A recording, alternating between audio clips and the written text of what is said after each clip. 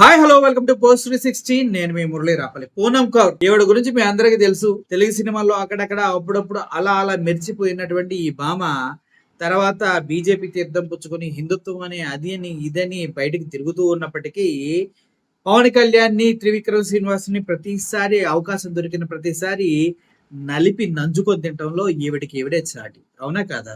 అవును. అయితే పూనం కౌర్ ప్రతిసారి ఆంధ్రప్రదేశ్లో ఏదన్నా అనువాంఛనీయ సంఘటన జరిగిన, పవన్ కళ్యాణ్ లోపభూయిష్టమైనటువంటి పరిపాలనకి సంబంధించి ఎటువంటి కీ దొరికిన, ఆయన చేతకానితనాన్ని ఎత్తి చూపాలన్నా, త్రివిక్రమ్ శ్రీనివాస్ని తొక్కిపట్టి నార తీయాలన్నా, త్రివిక్రమ్ శ్రీనివాస్ రాసిచ్చిన స్క్రిప్ట్ చదవడంలో సూపర్ సెక్స్ అయ్యి అవి అమలు చేయడంలో బొక్క బోర్ల పడ్డ పవన్ కళ్యాణ్ అన్నా కూడా ఈ పూనం కౌర్కి అసలు ఎక్కడ లేని ఊపొచ్చి ట్విట్టర్లో సోషల్ మీడియాలో ఊపి పడేస్తూ ఉంటుంది. పరువు నిట్ట నిర్వహణ తీసేసి బురదలో వేసి తొక్కినట్టు తొక్కేస్తూ ఉంటుంది.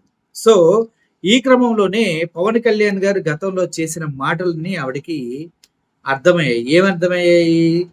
తప్పిపోయిన 32,000 మందిని తీసుకొస్తానంటాం, సుగాలి ప్రీతి అంటాం, అమ్మలక్కలకి అండగా ఉంటానంటాం, అన్ని హామీలు నన్ను చూసి వేయండి, చంద్రబాబుని ఎవడో నమ్మట్లేదంటాం, ఇలా సీజ్ ద షిప్ అంటాం, ఆ తర్వాత సనాతనిగా మారటం, ఆ తర్వాత ఆయన పిఠాపురంలో దళితుల్ని ఆయన సామాజిక వర్గం వాళ్ళు వెలివేస్తే కనీసం మాట్లాడకపోవడం, సనాతన ధర్మం లడ్డు టైం వరకే ఉండి ఆ తర్వాత సింహాచలం స్వామి అప్పన్న టెంపుల్లో కూటమి ప్రభుత్వం గర్వంగా కడుతున్న రిటైనింగ్ వాళ్ళు కూలిపోయి అందుట్లో 8 మంది చనిపోతే అట్లీస్ట్ దాని గురించి మాట్లాడకుండా దేవినేని ఉమా కొడుకు మ్యారేజ్ ఫంక్షన్ లో ఫోటోలకు ఫోజులు ఇస్తూ ఒక రేంజ్ లో ఎంజాయ్ చేయటం, ఆ తర్వాత ఆయనకు సంబంధించినటువంటి నిర్మాతలకి వేల ఎకరాలు భూములు కట్టబెడతాం, అంతేకాదు ఎక్కడో తొట్టిలు కట్టాను, అయి కట్టాను, జంతువులకి నీళ్ళంటూ 11,000 కోట్ల సర్వనాశనం చేయటం, ఏమి చేయకపోయినా రోడ్లు వేస్తా అని చెప్తే రోడ్లు వర్షానికి కొట్టుకుపోవడం, చేతులకి తెట్టలుగా తేలి రావడం, ఇవన్నీ చూస్తున్నప్పుడు పవన్ కళ్యాణ్ ని చూస్తే రియా అమ్మ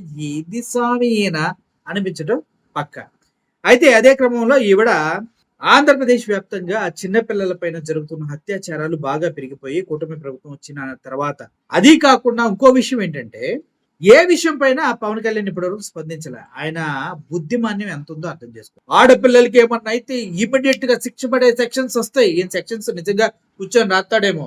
143 సెక్షన్ లవ్ చేయండి, 156 సెక్షన్ పెళ్లి చేసుకొని వదిలేయండి, 153 సెక్షన్ 3కు పైగా పెళ్లి చేసుకోండి, రాజ్యాంగం మనకు హక్కు ఇచ్చింది, ఇలా రాస్తాడేమో నాకు తెలిసి.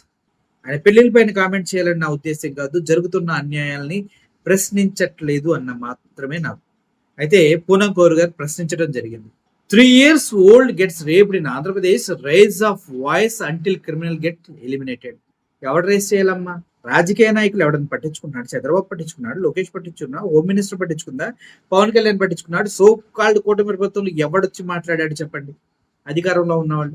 ఇక జగన్మోహన్ రెడ్డి వాళ్ళకి తప్పదు కాబట్టి ఎన్ని శవ రాజకీయాలన్నా ఎక్కడన్నా వెళ్తారన్నా వాళ్ళు వెళ్ళి వాళ్ళ వంతు సాయం చేసి రావడం తప్పించి, చివరికి పిఠాపురంలో టీడీపీ నాయకుడు ఒక అమ్మాయిని పాటు చేసి పడేస్తే వాళ్ళకు కూడా 5 లక్షలు చెక్కు తీసుకెళ్లి ఇచ్చింది వైఎస్ఆర్సీపీ పార్టీ వాళ్ళైతేని కూటమి ప్రభుత్వం కానీ పవన్ కళ్యాణ్ కానీ ₹1 రాల్చలేదు.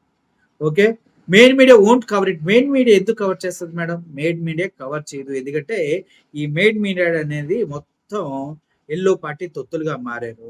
Don't have hope and political leaders. ఎవరికి ఉందనుకొని ఓట్లేశారు, లేదనుకొని మూసుకొని కూర్చుంటున్నారు. ప్రజలు కూడా స్పీక్ ఏదేం లేదు ఇక్కడ, అంతా సెటరేట్ అయిపోయారు. Only collective voice matter.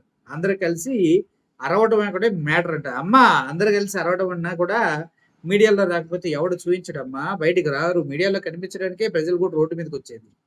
అది నీకు అర్థం కావట్లా. మీరు అందరు కలిసి ఉద్యమం నడపండి, ఫ్యూచర్లో ఇటువంటి జరగకుండా ఉంటాయంటే. ఇటువంటి యానిమల్స్, ఈ జంతువుల్ని ఎవడు కంట్రోల్ చేయలేడమ్మా. కంట్రోల్ చేయటం అంటే ఒకటే, కఠినంగా శిక్షించాలి, దొరికినోడిని దొరికినట్టు అందరి ముందు ఉరి తీసి చంపేయాలి. అప్పుడు కానీ ఈ వాగం. మన రాజ్యాంగం దానికి అనుమతిస్తుందా? ఇవ్వదు. మన వ్యవస్థలు దాన్ని ఒప్పుకుంటే ఒప్పుకోరు. మళ్ళీ ఇందుట్లో హ్యూమన్ రైట్ కమిషన్స్ అవి ఇవి వచ్చి అసలు ఆ విషయాలు వీళ్ళు పట్టించుకోరు. ఇప్పుడు సుమోటోగా తీసుకొచ్చుకో కేసులు, చాలా అటువంటి విషయాలు తీసుకోరు. ఎవరికన్నా మీడియాలో సెన్సేషన్ అయ్యే వాళ్ళకి కనుక ఉరిపడుతుంటే వాళ్ళు తీవ్రవాదులు అయి ఉంటే మాత్రం హ్యూమన్ రైట్స్, మహిళా సంఘాలు, మానవతావాదులు అది ఇది తోలు తొక్క తొగాడి అంటూ బయటకు వచ్చి ఇలా చేస్తా ఉంటాయి. అప్పటి వరకు జస్టిస్ అనేది దొరకదమ్మా. మీ పవన్ కళ్యాణ్ నువ్వేగా మాట్లాడుతూ ఎల్లు పవన్ కళ్యాణ్ చెప్పు డిప్యూటీ సీఎం గారికి. ఫోన్ చేయి ఒకసారి మాట్లాడుకోండి. మీరు ఆడియో లీక్‌లు అయినాయి గానీ, మళ్ళీ మాట్లాడుకోండి. ఏమవుతది? మాట్లాడుకొని చెప్పు. నువ్వు చెప్తే ఏమన్నా వింటాడేమో పవన్ కళ్యాణ్. మరి త్రివిక్రమ్ గారితో ఏమైనా రికమెండేషన్ చేస్తే చేయించు. అప్పుడప్పుడు ఇలా వైల్డ్ కార్డ్ ఎంట్రీగా వచ్చి ఏది పడితే అది మాట్లాడి ఎళ్ళకక్క. అందరికి ప్రాబ్లమ్ అవుతుంది.